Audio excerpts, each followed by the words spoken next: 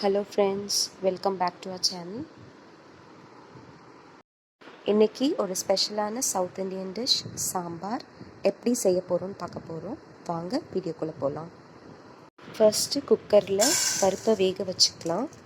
1 cup அளவுக்கு தோரம் பருப்பு எடுத்துக்கலாம்.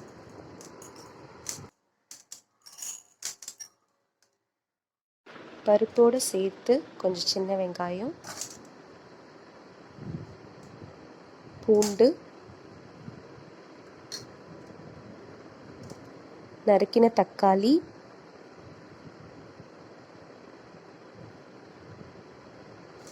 எல்லாம் ஆட் பண்ணிக்கலாம்.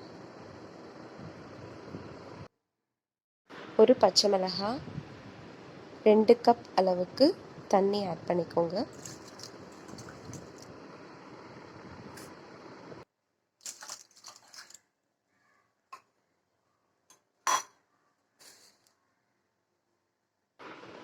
பெருங்காயத்தூள் தேவைக்கேற்ப.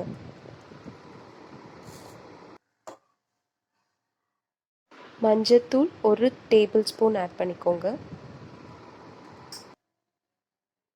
கொஞ்சம் ஜீரகம் ஆட் பண்ணிவிட்டு குக்கரை க்ளோஸ் பண்ணி பருப்பை வேக வச்சிடலாம்.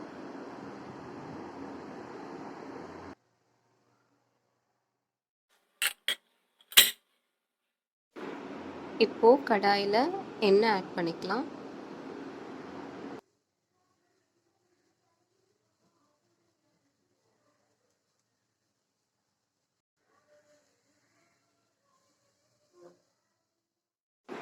எண்ணெய் சூடானதுக்கப்புறம் கடுகு ஆட் பண்ணிக்கலாம்.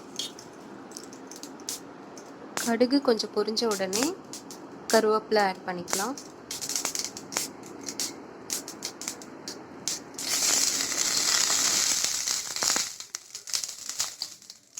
பச்சை மிளகாய்,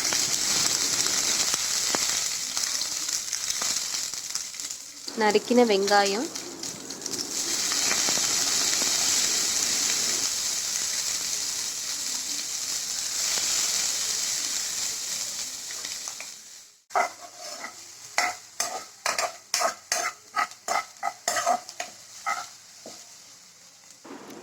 வெங்காயம் கொஞ்சம் வதங்கினதுக்கப்புறம் நறுக்கி வச்சிருக்க வெண்டைக்காயை ஆட் பண்ணிக்கலாம்.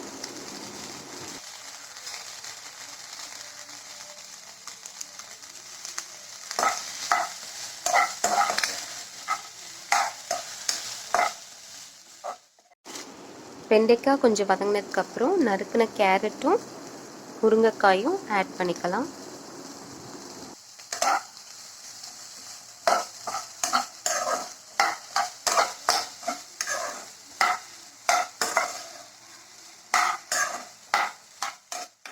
காய் கொஞ்சம் வதங்கினதுக்கப்புறம் மிளகாத்தூள் ஆட் பண்ணிக்கலாம்.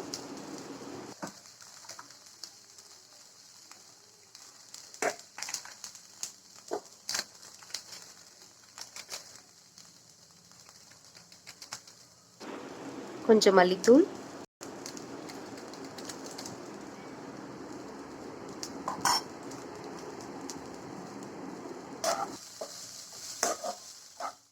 சாம்பார் பொடி,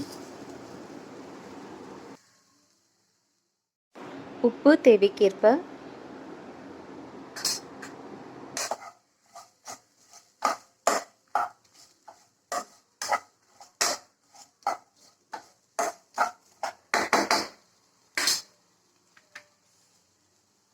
காயை நல்லா வதக்கிட்டு புளி கரைச்சலை ஊற்றிக்கலாம்.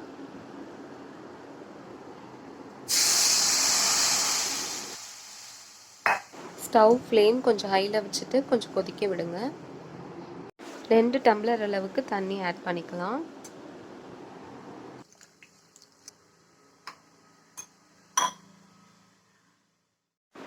காய் நல்லா கொதிச்சதுக்கப்புறம் வேக வச்சிருக்க பருப்போடு இதை ஆட் பண்ணிக்கலாம்.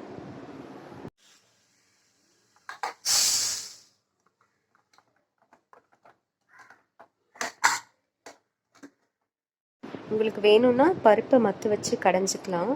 ஆனால் நான் அப்படியே தான் ஆட் பண்ணியிருக்கேன் தாளித்த காய்கறியை.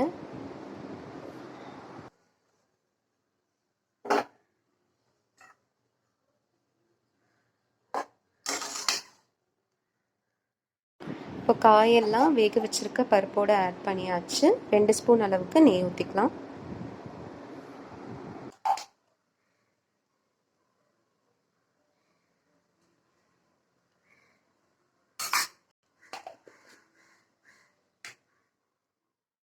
இப்போ குக்கரை க்ளோஸ் பண்ணிவிட்டு 2 விசில் அளவுக்கு வச்சா போதும்.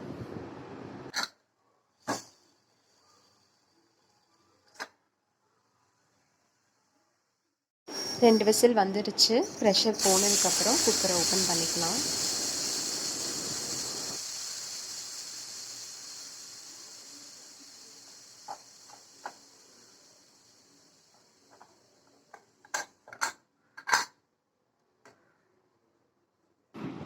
சுவையான south Indian style sambar ready ஆயிடுச்சு.